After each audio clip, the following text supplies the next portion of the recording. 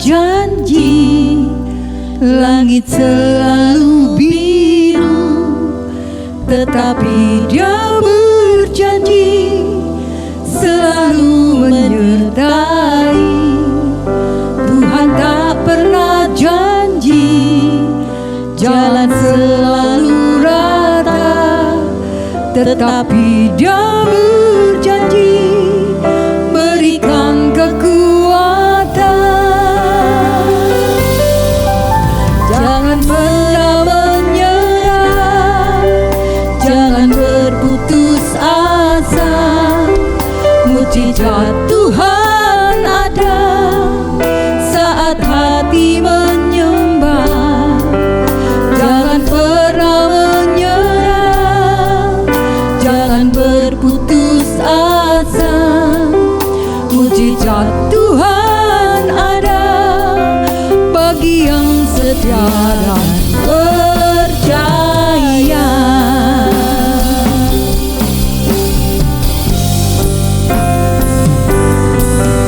Tuhan tak pernah janji langit selalu biru, tetapi Dia berjanji selalu menyertai.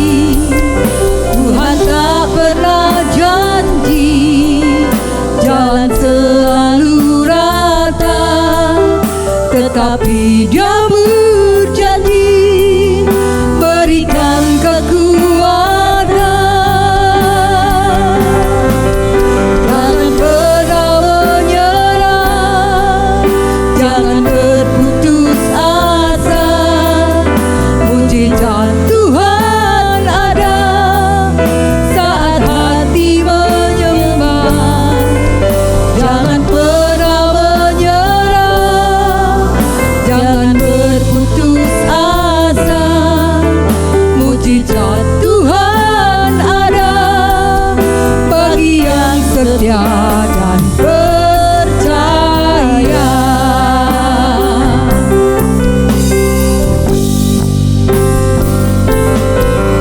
Jangan pernah menyerah, jangan berputus asa.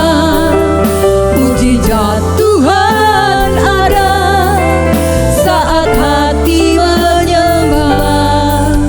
Jangan pernah menyerah, jangan berputus asa. Mujizat Tuhan ada bagi yang setia dan percaya.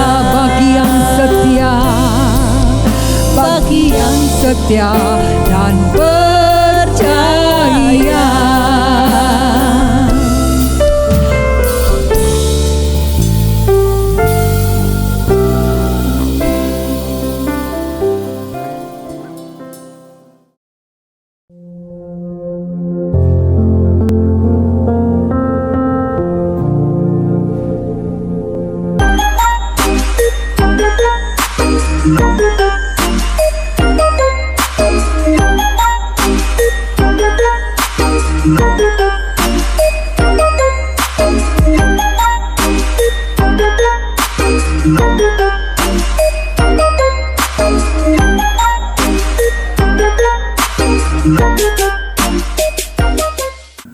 Halo, shalom adik-adik semuanya. Apa kabarnya hari ini? Semuanya sehat ya? Puji Tuhan ya. Kalau toh mungkin ada yang kurang enak badan, tetap semangat ya. Kita mau sama-sama belajar firman Tuhan lagi ya hari ini ya. Oke, hari ini kita mau belajar tentang sebuah judul firman Tuhan, yaitu bernafas bohong. Hah? Bernafas? Adik-adik tahu ya?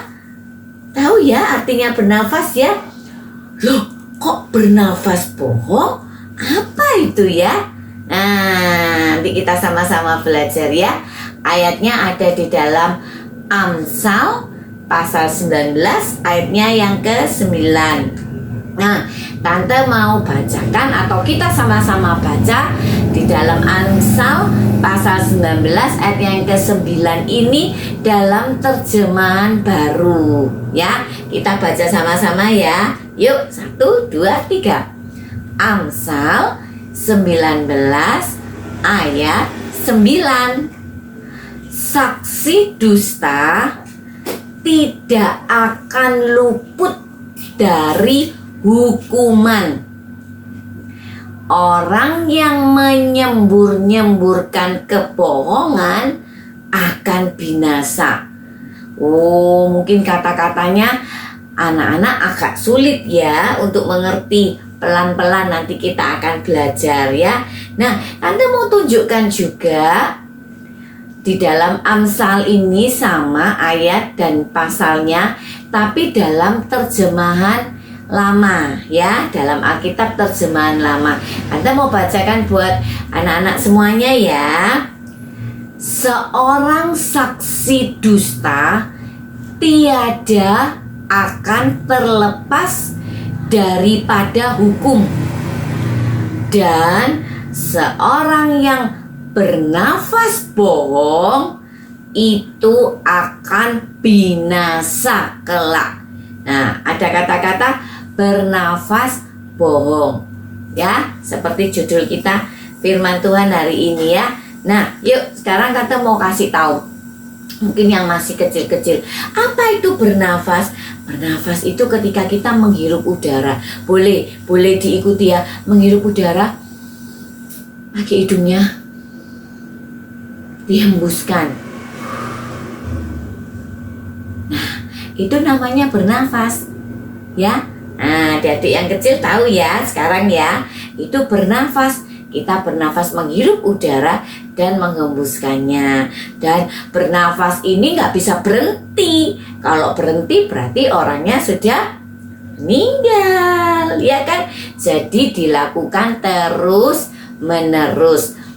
Kalau bernafas ya, bernafas secara jasmani ya, yang kita lakukan setiap hari ya. Nah, sekarang kita mau lihat bernafas bohong.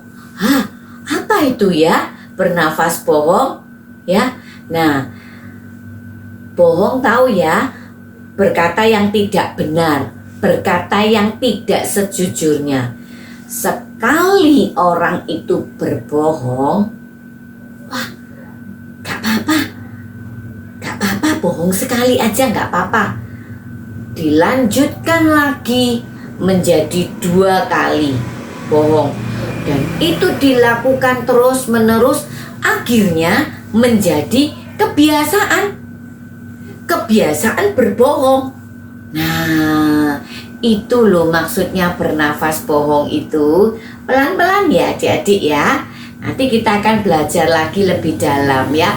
Jadi bernafas bohong itu sekali bohong, dilanjutkan lagi, terus lagi, diulangi, sampai akhirnya menjadi kebiasaan. Selalu berbohong, tidak pernah berkata yang benar. Itu namanya bernafas bohong ya. Nah, selalu berbohong, setiap yang dikatakan selalu bohong ya. Nah, ayo kita lihat sekarang. Ada sebuah cerita di dalam Alkitab ya, yaitu yang ada di dalam 2 Raja-Raja pasal 5. Ayatnya panjang dari ayat 1 sampai ayat 27. Adik-adik atau anak-anak yang sudah bisa baca bisa dibaca lagi itu ceritanya ya. Nah, di situ diceritakan ada seorang tentara panglima namanya Naaman ya. Nah, itu namanya Naaman. Loh, ada apa itu di kulitnya ini, di wajahnya, di tangannya, semuanya, di sekujur tubuhnya. Dia kena sakit, namanya sakit kusta. Oh, ya. Nah, Bapak Naaman ini seorang tentara yang perkasa, tentara yang gagah berani.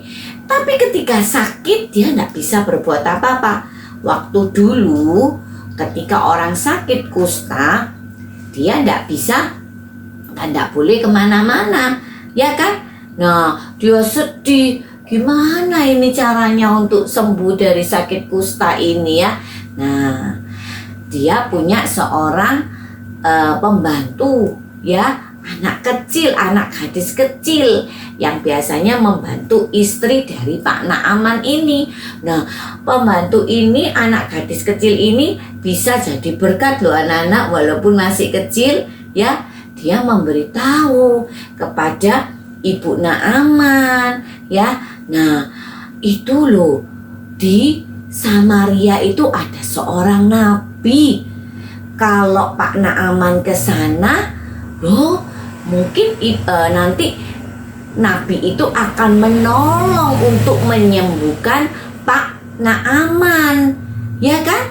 Nah, lalu singkat cerita, ini ada rangkaian cerita yang lainnya, adik-adik nanti baca lagi ya, yang lebih lengkap lagi. Nah, Tante sampaikan. Nah, ini Pak Naamannya pergi. Oke, kita pergi ke Israel, ke Samaria ya. Nah, kita mau pergi ke sana. Loh, aku mau sembuh. Sampai di sana, ya kan? Nah, ternyata sampai di rumahnya Pak Elisa, Nabi Elisa, Nabi Elisanya nggak keluar. Yang disuruh keluar hanya pembantunya.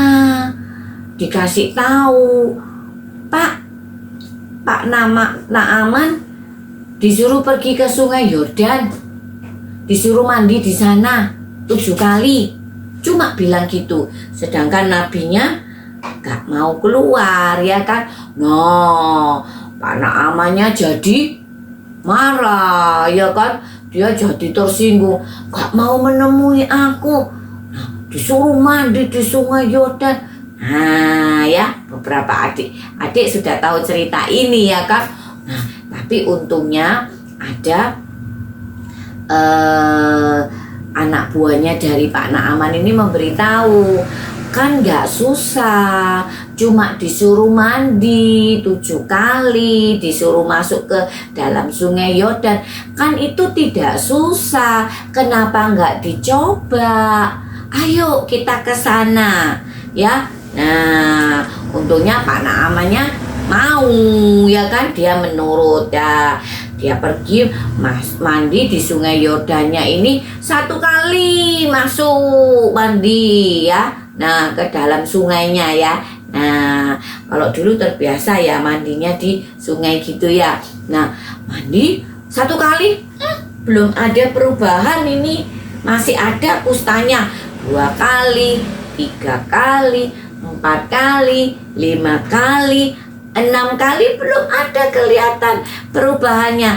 Ketika yang ke-7 kalinya, namanya jadi sembuh ya. Oh, namanya jadi senang anak-anak ya, senang sekali. Dan dia mau berterima kasih kepada Nabi Elisa itu ya, karena sekarang atas sarannya Nabi Elisa dia bisa sembuh. Dan dia bilang, wah, Allahnya orang Israel itu hebat, luar biasa. Hanya dengan mandi 7 kali masuk ke dalam Sungai Yordan, aku sudah disembuhkan. Nah, dia tahu kalau yang menyembuhkan itu Tuhan, Tuhannya orang Israel. Nah, dia mau berterima kasih kepada Nabi Elisa. Dia berikan hadiah kepada Nabi Elisa ya. Nah, tapi Nabi Elisa ini hatinya baik, tidak mau dia terima hadiah dari Pak Naaman ini.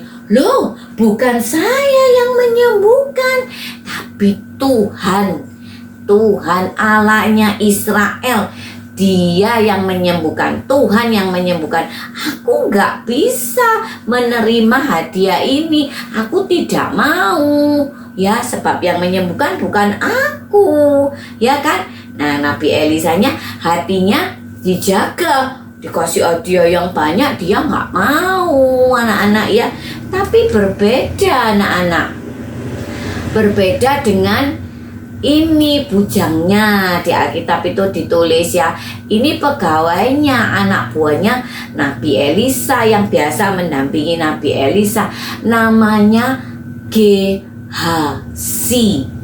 ya, namanya Gehazi. Nah, beda Gehazi hatinya ini dengan Nabi Elisanya. Kalau Nabi Elisanya jaga hatinya nggak mau terima hadiah itu, karena memang bukan Elisa yang menyembuhkan, tapi Tuhan toh. Tapi Gehazi ini hatinya mulai pengen, wah dapat hadiah, aku mau itu ya. Bohong, dia bohong yang pertama karena dia menginginkan hadiah dari Pak Naaman itu ya. Nah, dia bohongnya, dia lari, dia mengikuti Pak Naaman. Pak Naamannya pulang kembali kan ya. Nah, dia lari, dia kejar. Akhirnya Pak Naamannya, oke, itu ada yang mengejar kita. Nah, lalu Gehazinya ini berbohong anak-anak. Bohong yang pertama adalah dia berkata begini, tuanku Elisa menyuruh aku mengatakan. Padahal tadi Elisa menyuruh Gehazi apa enggak anak-anak untuk menemui Pak Naaman? Enggak kan? Iya benar. Nabi Elisa tidak menyuruh apapun kepada Gehazi, tapi dia bohong. Tuanku Elisa menyuruh aku mengatakan. Nah, ayatnya itu bisa dilanjutkan. Baru saja datang kepadaku 2 orang muda dari pegunungan Efraim, dari antara rombongan nabi. Nah, baiklah, berikan kepada mereka setalenta perak dan 2 potong pakaian. Bilangnya gitu Gehazinya. Katanya Elisa yang menyuruh dia, disuruh terima, disuruh berikan perak sama 2 potong pakaian. Padahal enggak kan? Bohong yang pertama, ya kan? Nah, Naamannya nggak tahu, ya kan? Diberi aja hadiahnya itu. Nah, bohong yang pertama, ya kan?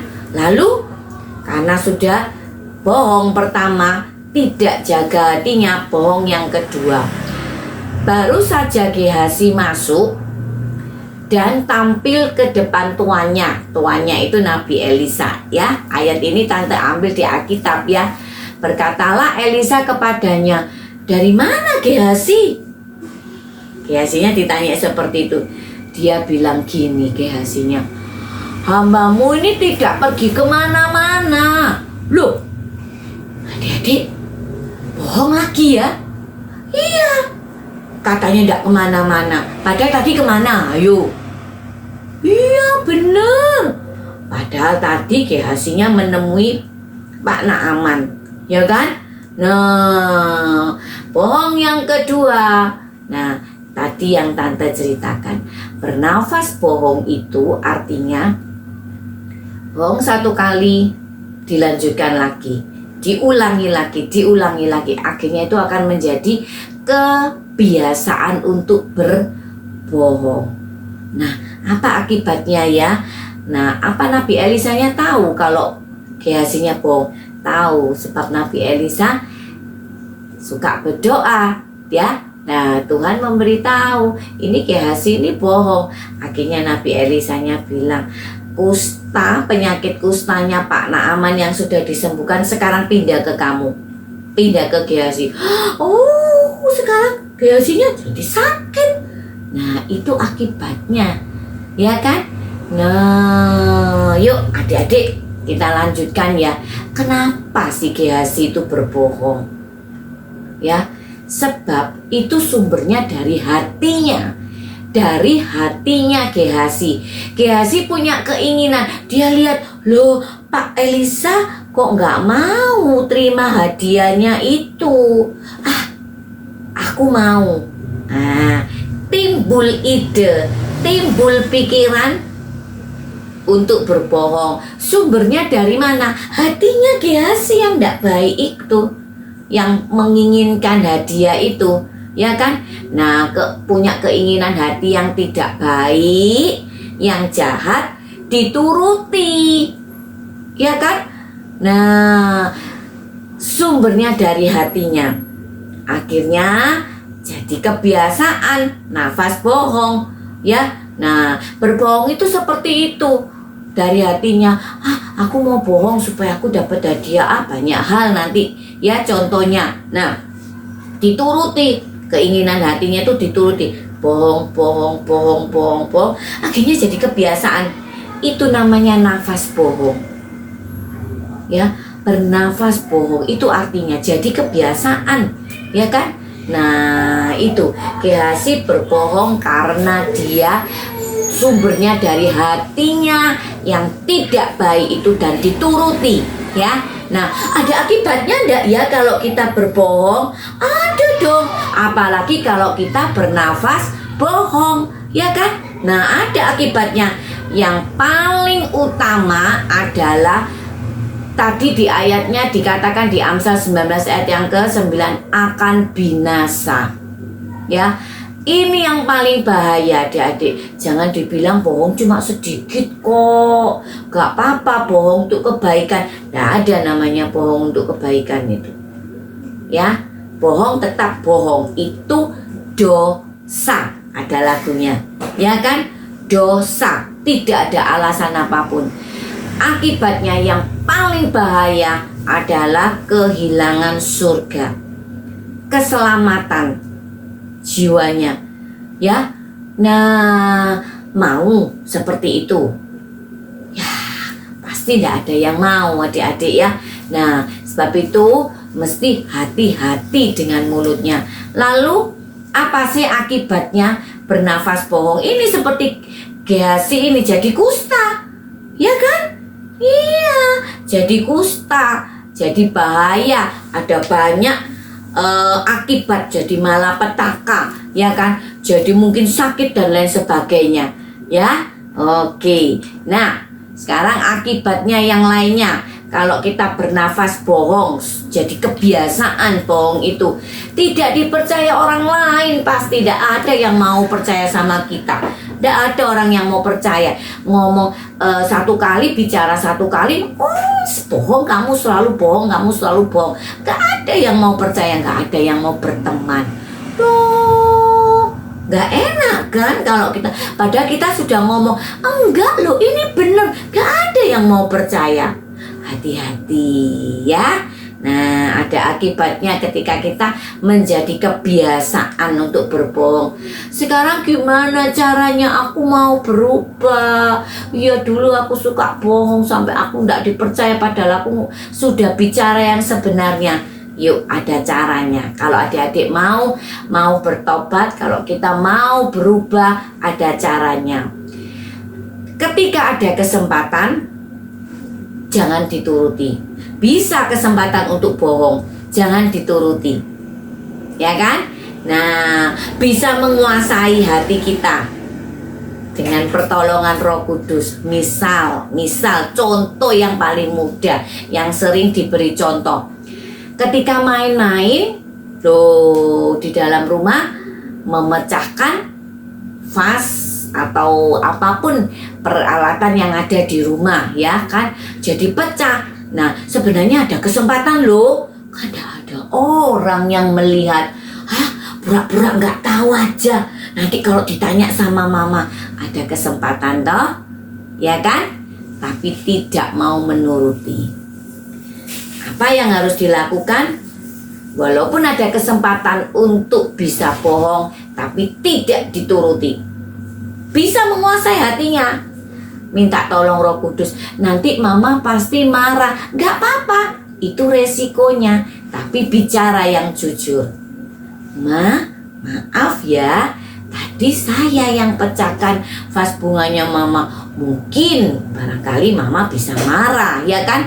Nah, tapi anak-anak sudah berkata jujur, ya kan? Itu caranya supaya kita tidak bohong. Ada kesempatan tapi tidak mau menuruti, ya. Nah, apalagi ya caranya untuk tidak berbohong, ya. Jaga hati seperti Elisa. jaga hatinya, dibiarkan Yesus itu yang menguasai, Roh Kudus itu yang menguasai hati kita. Jadi tidak menuruti hati yang kepingin bohong. Jaga mulut, selalu katakan yang benar. Kalaupun ada kesempatan untuk berkata bohong, tahan. Tidak. Kalau hatinya bersih, mulutnya yang dikatakan juga benar. Di dalam pikiran kita juga dijaga. Kalau pikirannya bilang no, ya bilang no, jangan bilang yes. Gak sama dong. Ya, tidak dan tidak itu ada ayatnya di Alkitab. Ya, jika ya katakan ya, jika tidak katakan tidak. Lebih dari itu dari si jahat loh, dari iblis loh. Hati-hati, jangan dituruti. Ya. Nah, itu caranya, jaga hatinya. Ada Tuhan Yesus di hatinya. Ya, ada Roh Kudus yang menolong kita ya untuk bisa jaga mulut dan jaga pikiran kita. Nah, lalu setelah itu kalau adik-adik sudah punya ketetapan hati untuk tidak mau bohong lagi, diisi hatinya dengan firman Tuhan, dengan berdoa. Ya, dengan mendengarkan firman Tuhan kita semakin tahu apa ya yang nggak boleh, apa yang tidak disukai oleh Tuhan. Mau? Adik-adik mau? Ya, kita mau belajar untuk tidak melakukan lagi, tidak bernafas bohong, tidak jadi kebiasaan. Bahaya loh akibatnya. Kehilangan keselamatan, nggak bisa masuk surga. Ya kan? Belum nanti akibat-akibat yang lainnya, dimarahi ya dan lain sebagainya, mungkin sakit ya kan kalau kita bohong ya kan. Nah, adik-adik yuk kita sama-sama belajar ya untuk tidak bernafas bohong, tidak menjadi kebiasaan untuk berbohong. Nih ayatnya ya. Ya, yuk kita baca sama-sama ya. Kolose 3 ayat 9 ya. Jangan lagi kamu saling mendustai, karena kamu telah menanggalkan manusia lama serta kelakuannya. Tuhan Yesus sudah mengampuni kita, tidak lagi berbuat dosa. Ya, sudah dilepaskan ya, tidak lagi mau berdusta, tidak lagi mau berbohong. Mau ya adik-adik ya. Ya, yang dulunya suka kebiasaan bohong, sekarang stop. Jaga hatinya, jaga pikirannya, biar Roh Kudus yang menolong kita ya. Yuk kita nyanyikan sebuah lagu ya. Lagu ini mudah kok adik-adik pasti bisa ya. Kita mau nyanyi sama-sama ya. Yuk kita sama-sama ya nyanyi ya.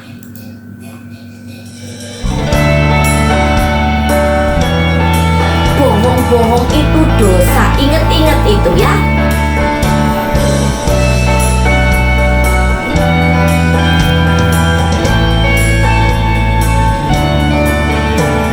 Senang jadi anak Tuhan, aku senang jadi anak Tuhan, aku senang jadi anak Tuhan. Anak Tuhan tak boleh bohong. Iya, nggak boleh bohong. Bohong itu dosa. Bohong itu dosa. Bohong itu dosa. Anak Tuhan tak boleh bohong. ya. Aku senang jadi anak Tuhan, aku senang jadi anak Tuhan, aku senang jadi anak Tuhan. Anak Tuhan tak boleh bohong. Hati-hati jaga mulutnya. Bohong itu Dosa nggak bisa masuk surga. itu dosa. Bohong itu dosa. Anak Tuhan tak boleh. Yeay. Ya, anak Tuhan nggak boleh bohong. Bohong itu dosa, dosa. Ya, oke. Yuk, siapa yang mau dilepaskan dari kebiasaan suka bohong sampai nggak bisa dipercaya? Nggak ada orang yang mau percaya. Siapa yang mau melepaskan kebiasaan bohong itu, yuk kita sama-sama berdoa. Nanti tante mau bantu doa buat anak-anak ya. Yuk kita berdoa. Tuhan, terima kasih Engkau sudah memberitahu lewat firman-Mu tentang bohong itu dosa. Tuhan, ampuni kalau di waktu-waktu yang lalu kami suka berbohong, suka mengatakan yang tidak benar. Tuhan ampuni dan Tuhan lepaskan kami. Tuhan tolong kami, lepaskan di dalam nama Yesus. Kami mau belajar Tuhan untuk jaga hati, jaga mulut, jaga pikiran kami untuk mengatakan yang benar.